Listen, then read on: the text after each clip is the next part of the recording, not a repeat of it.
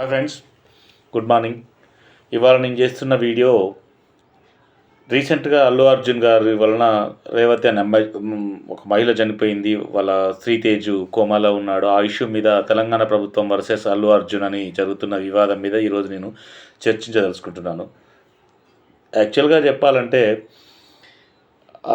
మొన్న ఈ మధ్యన రేవంత్ రెడ్డి గారు అసెంబ్లీలో మాట్లాడిన తర్వాత అసలు నిజాలు బయటకు వచ్చినాయి. వాస్తవంగా చెప్పాలంటే అసలు నిజాలు ఏం జరిగిందని నేను కూడా అంతకుముందు స్పందించి తెలుసుకోలేదు. కామన్గా ఒక అల్లు అర్జున్ లాంటి వ్యక్తి పోయినప్పుడు జరిగినప్పుడు అతనిది ఏం బాధ్యత ఉంటుందిలే, మనం దాన్ని నెగిటివ్ కోణంలో చూడొద్దు.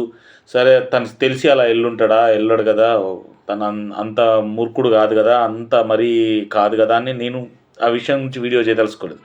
కానీ మొన్న రేవంత్ రెడ్డి సార్ మాట్లాడిన తర్వాత అల్లు అర్జున్ గారు ప్రెస్ మీట్ పెట్టి అసలు ఇదన్నీ పచ్చబద్దాలని చెప్పి తెలంగాణ ప్రభుత్వం మీద ఒక రకంగా, అంటే ఇన్నోసెంట్ దాడి అంటారు దాన్ని, ఇన్నోసెంట్ దాడి చేసిన తర్వాత తెల్లారి వచ్చిన వీడియోస్ క్లిప్పింగ్స్ అన్నీ చూసిన తర్వాత సాక్ష్యాధారాలతో సహా పోలీసులు బయటపెట్టారు. నాకు అనిపించింది ఇదే సాక్ష్యాధారాలు ఆ రోజు బెయిల్ రాకుండా పెట్టొచ్చు, కానీ అంటే ప్రభుత్వం కూడా దీని అంత సీరియస్గా తీసుకోలే ఆ రోజు. సరే ఏదోలో జరిగింది అన్న విషయాన్ని తీసుకుంది, కానీ దీన్ని గుచ్చి రెచ్చగొట్టుకున్నది ఎవరంటే యాక్చువల్గా అల్లు అర్జునే. అల్లు అర్జున్ యాటిట్యూడ్ వల్లనే ఈరోజు ఈ ప్రాబ్లం. సరే, ఆ విషయం జరిగింది. అల్లు అర్జున్ని ఇరికించాలన్న ఇంటెన్షన్ అయితే తెలంగాణ ప్రభుత్వానికి ఎట్టి పరిస్థితులు లేదు. ఎందుకంటే మనం చూస్తూనే ఉన్నాం, తెలంగాణ ప్రభుత్వం ఆ ఇంటెన్షన్ ఉండి నాకు టికెట్ రేటు పెంచుకునే అవకాశం ఇవ్వకపోయి ఉండేది. ఇక అతని తర్వాత యాటిట్యూడ్ అదంతా మనం చూసాం. దాని గురించి డీప్గా చర్చ కూడా అవసరం లేదు, ఎందుకంటే టీవీలో వీటిలో వస్తుంది. కానీ ప్రజలకు కూడా ఒక విషయాన్ని విన్నవించదలుచుకుంటున్నాను. ఈ సినిమా హీరో అనే ఒక మోజులో పడి మన జీవితాలను కూడా నాశనం చేసుకొని వాళ్ళు ఏదో కీర్తి ప్రతిష్టలు పెంచుతున్నాం అన్న ఫీలింగ్లో, వాళ్ళు దేశ సేవ చేస్తున్నాం అన్న ఫీలింగ్లో ఉన్నారు. కానీ ఏం సేవ వాళ్ళు చేసే? దేశ సేవ 300 కోట్ల రెమ్యునరేషన్ తీసుకొని వాళ్ళు చేసే దాన్ని దేశ సేవ అనాలన్నా? మనం బార్డర్లో చలి గడ్డలలో ఉండే వాళ్ళ దేశ సేవ అనాలా? వీళ్ళు 300 కోట్ల రెమ్యునరేషన్ తీసుకొని వీళ్ళ కోసం చనిపోయిన మహిళ అభిమానాలను పలకరించడానికి కూడా రాని వ్యక్తులను మనం గౌరవిస్తున్నాం అంటే మన ఆత్మాభిమానం వాళ్ళ కాలకాల పెడుతున్నాం. వాళ్ళ యాటిట్యూడ్ చూస్తున్నారా మీరు? ఎలా అంటే వాళ్ళంతా దైవాంశ సంభూతులు అన్నట్టు. ఓ నందమూరి తారక రామారావు గారు కానీ, ఆ రోజుల్లో మన మెగాస్టార్ చిరంజీవి గారు కానీ, రీసెంట్గా పవన్ కళ్యాణ్ గారు కానీ, నేను వాళ్ళని అనట్లేదు. ఈ మధ్యకాలంలో మొన్న ఎన్టీఆర్ గారు కూడా ఒక అభిమానంతో ₹1,00,00,000 ఇచ్చారు. కానీ అల్లు అర్జున్ లాంటి వ్యక్తులు కొంతమంది వల్ల సినిమా ఇండస్ట్రీ చాలా పెద్ద పేరు వచ్చింది. నేను ఒకటే అడుగుతున్నాను, మీరు ఏమన్నా దైవాంశ సంభూతులా? మీరు ప్రజలకు ఏమైనా సేవ చేస్తున్నారా? మీ వల్ల సమాజానికి ఉపయోగం ఏంటి? ఏమన్నంటే మేము సినిమా పరిశ్రమ ట్యాక్సులు కడుతున్నాం, ఎవరికి కడుతున్నావు? సినిమా పరిశ్రమ ట్యాక్సులు ఇంట్లో నుంచి తీసుకొచ్చి కడుతున్నావా? మాలాంటి వాళ్ళ సినిమాకి వెళ్ళి చూస్తే కడుతున్నావు.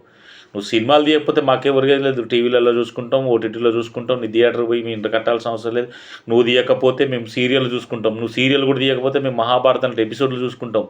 ఏమో నువ్వు లేకపోతే మేము బ్రతుకులేనట్టు, మా తెలంగాణ వాళ్ళకి కానీ భారతదేశంలో ఎవరు మీరు లేకపోతే బ్రతికేయలేనట్టు, మీరు ఏదో దేవుళ్ళు మాకు ప్రాణం పోస్తున్నట్టు ఆ విర్రవిగితనం ఏంది అల్లు అర్జున్ గారు? మీలాంటి సినిమా పరిశ్రమ వాళ్ళకు నేను మరీ చెప్తున్నాను, మీరు మా మీద ఆధారపడి బతుకుతున్నారు, ప్రభుత్వం మీద ఆధారపడి బతుకుతున్నారు.